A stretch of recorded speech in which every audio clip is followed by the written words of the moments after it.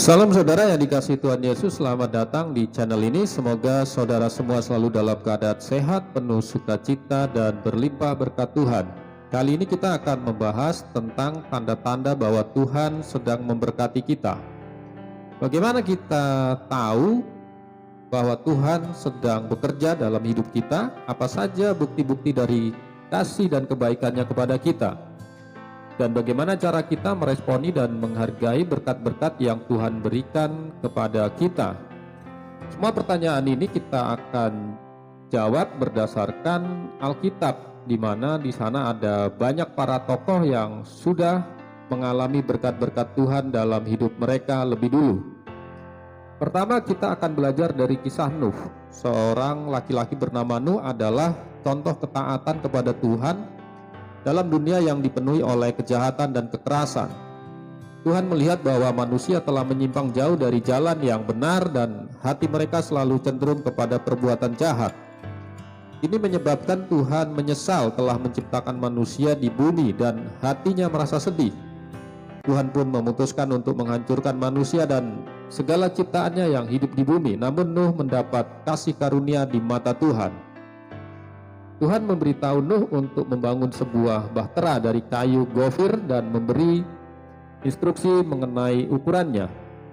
Nuh diperintahkan untuk membawa pasangan dari semua binatang yang hidup, baik yang halal maupun yang haram. Tujuannya adalah untuk melestarikan kehidupan selama air bah melanda bumi. Nuh dengan setia melakukan semua perintah Tuhan, membangun bahtera dan membawa binatang-binatang serta keluarganya ke dalamnya. Ketika air bah datang, hanya Nuh dan mereka yang bersama-sama dengan dia dalam bahtera yang selamat. Air bah melanda bumi selama 150 hari dan kemudian surut. Setelah itu Nuh dan semua yang ada dalam bahtera itu keluar dan menyaksikan keringnya bumi.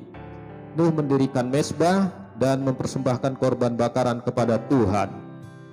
Tuhan membuat perjanjiannya dengan Nuh dan keturunannya serta dengan segala makhluk hidup di bumi.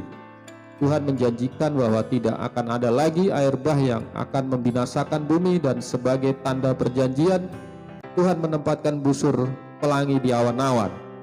Setiap kali busur pelangi muncul, itu adalah tanda bahwa Tuhan tidak akan lagi menggunakan air bah sebagai hukuman. Tuhan mengingat perjanjiannya dan memberikan janji bahwa bumi akan terus ada dengan musim-musim yang bergantian dan tidak akan lagi dihancurkan oleh air bah. Dari kisah Nuh ini kita bisa belajar bahwa tanda-tanda bahwa Tuhan sedang memberkati kita, yang pertama adalah keselamatan dari bahaya dan bencana. Kita harus bersyukur bahwa Tuhan telah menyelamatkan kita dari dosa dan maut melalui kematian dan kebangkitan Yesus Kristus. Dan kita harus percaya bahwa Tuhan akan melindungi kita dari segala malapetaka dan musuh yang mengancam kita. Harus mengandalkan Tuhan dalam segala situasi dan percaya bahwa Ia akan menolong kita dalam kesesakan. Serta harus mengikuti perintah-perintah Tuhan dan tidak menyimpang dari jalannya, dan menjadi saksi-saksi tentang kasih dan kuasa Tuhan kepada orang-orang di sekitar kita. Kedua, kita akan belajar dari kisah Yusuf, seorang anak kesayangan Yakub yang dijual oleh saudara-saudaranya ke Mesir. Di sana ia mengalami berbagai macam cobaan dan penderitaan, mulai dari menjadi budak, dituduh berbuat jahat, sampai di penjara. Namun di tengah-tengah semua itu ia tetap setia kepada Tuhan dan mempercayakan hidupnya kepadanya. Tuhan pun menyertai Yusuf dan memberinya hikmat, karunia dan kemurahan hati di mata orang-orang yang berkuasa. Akhirnya Yusuf menjadi orang kedua di Mesir setelah Firaun dan berhasil menyelamatkan banyak nyawa dari bencana kelaparan. Dari kisah Yusuf ini kita bisa belajar bahwa tanda-tanda bahwa Tuhan sedang memberkati kita kedua adalah kesuksesan dalam pekerjaan dan pelayanan. Kita harus bersyukur bahwa Tuhan telah memberikan kita bakat-bakat dan kemampuan-kemampuan yang dapat kita gunakan untuk bekerja dan melayani sesama. Dan kita harus berusaha untuk melakukan pekerjaan dan pelayanan kita dengan sebaik-baiknya sesuai dengan kehendak Tuhan. Dan kita juga harus bersikap rendah hati, jujur, adil, dan bertanggung jawab dalam pekerjaan dan pelayanan. Dan bersedia untuk belajar dari orang lain dan menerima kritik atau nasihat yang membangun tentunya. Dan kita juga harus mengakui bahwa segala keberhasilan dan keuntungan yang kita peroleh adalah karena anugerah Tuhan. Yang ketiga yaitu kita akan belajar dari kisah Daud. Daud adalah seorang anak gembala yang menjadi raja Israel. Ia berasal dari keluarga Isai di Bethlehem dan memiliki sifat tampan, berani, serta penuh bakat. Daud memiliki kemampuan dalam bermain musik, melempar batu, dan menulis syair. Selain itu, ia memiliki kesalehan yang mendalam dan cinta kepada Tuhan. Suatu hari, Nabi Samuel datang untuk mengurapi raja baru menggantikan Saul. Meskipun awalnya Samuel terkesan oleh anak-anak Isai yang tampak gagah, Tuhan menunjukkan bahwa Dia memandang hati seseorang. Setelah melihat seluruh anak Isai, Daud yang sedang mengembala domba dipilih oleh Tuhan.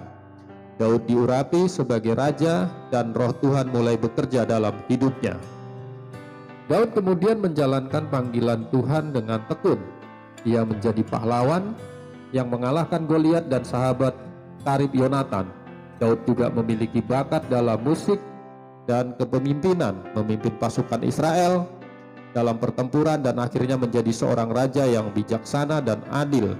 Namun Daud juga mengalami kegagalan dan dosa yang serius, termasuk dosa zina dan pembunuhan.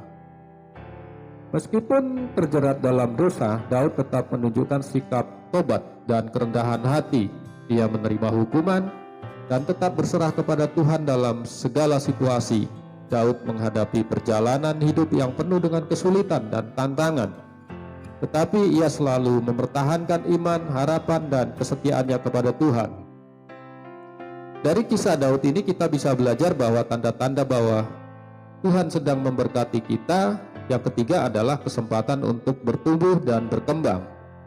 Kita harus bersyukur bahwa Tuhan telah memberikan kita potensi-potensi dan peluang-peluang yang dapat kita manfaatkan untuk bertumbuh dan berkembang dalam hidup kita.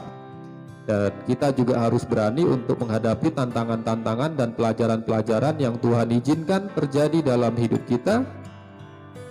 Mau untuk belajar dari kesalahan dan kegagalan-kegagalan kita, dan tidak putus asa atau menyerah, serta mau untuk berubah dan memperbaiki diri sesuai dengan kehendak Tuhan. Dan kita juga harus mau untuk mengembangkan karunia-karunia dan talenta-talenta yang Tuhan berikan kepada kita untuk kemuliaan-Nya. Demikianlah beberapa contoh dari tokoh-tokoh Alkitab tentang tanda-tanda bahwa Tuhan sedang memberkati kita. Dari contoh-contoh ini kita bisa menyimpulkan bahwa ada 3 hal utama yang menunjukkan bahwa Tuhan sedang bekerja dalam hidup kita. Yang pertama, kita merasakan keselamatan dari bahaya dan bencana yang dapat mengancam jiwa dan tubuh kita. Kedua, kita merasakan kesuksesan dalam pekerjaan dan pelayanan yang dapat memberi manfaat bagi diri kita maupun orang lain. Ketiga, kita merasakan kesempatan untuk bertumbuh dan berkembang yang dapat membuat kita menjadi lebih baik dari sebelumnya.